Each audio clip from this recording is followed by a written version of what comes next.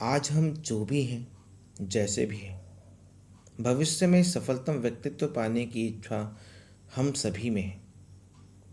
हम स्वयं को चाहे तो किसी विशेष राज्य से जोड़ लें, परंतु भारत हम सबकी आत्मा में बसता है। वह भारत जो कि विश्व गुरु के पद पर विराजमान रहा है, जहाँ की कलाकृतियाँ आज भी विश्व विख्यात हैं। वसुधैव कुटुंबकम की भावना जिसने आज भी अपने मन में संजोए रखी है। जरा सोचो, अगर भारत आज भी गुलाम होता तो क्या हम इतने मुक्त वातावरण का आनंद ले पाते? क्या हम भविष्य के विषय में सोच भी पाते? परंतु ऐसी ही परिस्थितियों में रहकर भी भारत को सत्य और अहिंसा के मार्ग पर चलकर मुक्त कराने में जिनका सर्वश्रेष्ठ योगदान रहा है, आज उन्हीं की 150वीं वर्ष जयंती है। और वह है स्वयं महात्मा गांधी, राष्ट्रपिता महात्मा गांधी। महात्मा गांधी का जन्म 2 अक्टूबर 1869 में हुआ, जिनका बचपन का नाम मोहनदास, पिता का नाम श्री करमचंद गांधी, माता का नाम श्रीमती पुतलीबाई। आज्ञा पालन का गुण गांधी जी ने अपने माता पिता से बचपन में ही सीख लिया था। जब गांधी जी की आयु 7 वर्ष की थी तो वे अपने माता पिता के साथ राजकोट हाई स्कूल में प्रविष्ट हो गए और यहीं से उन्होंने 1887 ईस्वी में मैट्रिक यानी कि 10वीं की परीक्षा पास की। 13 वर्ष की आयु में उनका विवाह कस्तूरीबाई से हो गया। कस्तूरीबाई जो कि शांत व सुशील स्वभाव की लड़की थी, उनके स्वभाव ने गांधी जी को अत्यधिक प्रभावित किया। अपने वैवाहिक जीवन के पश्चात भी गांधी जी ने पढ़ाई जारी रखी। राष्ट्रपिता महात्मा गांधी का व्यक्तित्व और कृतित्व आदर्शवादी रहा है। संसार के अधिकांश लोग उन्हें महान राजनीतिज्ञ एवं समाज सुधारक के रूप में जानते हैं, पर उनका यह मानना था कि सामाजिक उन्नति हेतु शिक्षा का एक महत्वपूर्ण योगदान है। अतः गांधी जी का शिक्षा के क्षेत्र में भी विशेष योगदान रहा है। उनका मूल मंत्र था शोषण विहीन समाज की स्थापना करना। उसके लिए सभी को शिक्षित होना चाहिए, क्योंकि शिक्षा के अभाव में एक स्वस्थ समाज का निर्माण असंभव है। अतः गांधी जी ने जो शिक्षा के उद्देश्यों एवं सिद्धांतों की व्याख्या की तथा प्रारंभिक शिक्षा योजना उनके शिक्षा दर्शन का मूर्त रूप है।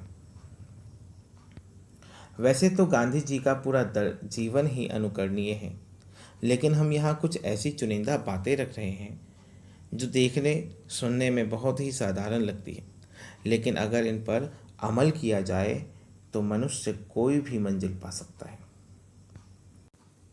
जो हम सोचते हैं हम वही बन जाते हैं। महात्मा गांधी का मानना था कि हम जो सोचते हैं वही बन जाते हैं।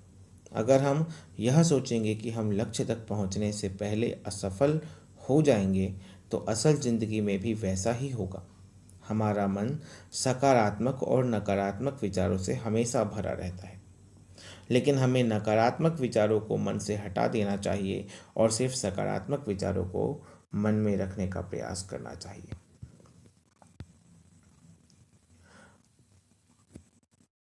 कभी हार न मानो और लगातार प्रयास करते रहो। महात्मा गांधी जी को अपने जीवन में भारत की आज़ादी के लिए कई बार जेल भी जाना पड़ा, लेकिन उन्होंने कभी हार नहीं मानी और लगातार भारत की आज़ादी के लिए संघर्ष करते रहे। इसी तरह हमें भी अपने लक्ष्य को पाने के लिए लगातार संघर्ष करना चाहिए। आपके कर्म आपकी प्राथमिकता को दर्शाते हैं। अगर हमारे जीवन का लक्ष्य बहुत महत्वपूर्ण है और हम उसको पूरा करने के लिए कोई भी कदम नहीं उठा रहे हैं, तो हमें अपनी प्राथमिकता के बारे में सोचना होगा। इसका अर्थ यह है कि हम अपने लक्ष्य को लेकर गंभीर नहीं हैं।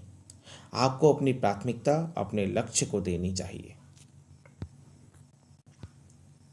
ईमानदारी से ना कहना बेईमानी से हाँ कहने से कहीं बेहतर है। लोग अक्सर दूसरे लोगों को नाराज ना करने के लिए ना कहने की बजाय हाँ कर देते हैं।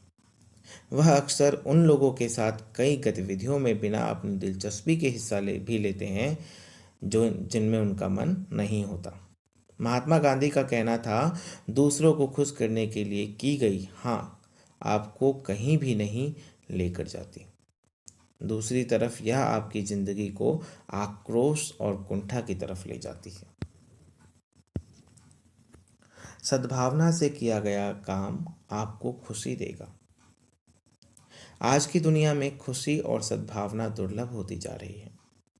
महात्मा गांधी जी का कहना था कि हमें अपने सद्भावना के विचारों से और अपने कार्यों को संतुलित रखना चाहिए।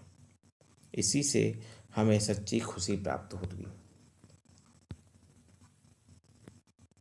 अगर आप अपनी जिंदगी में परिवर्तन करना चाहते हैं तो अपने आप को बदलें।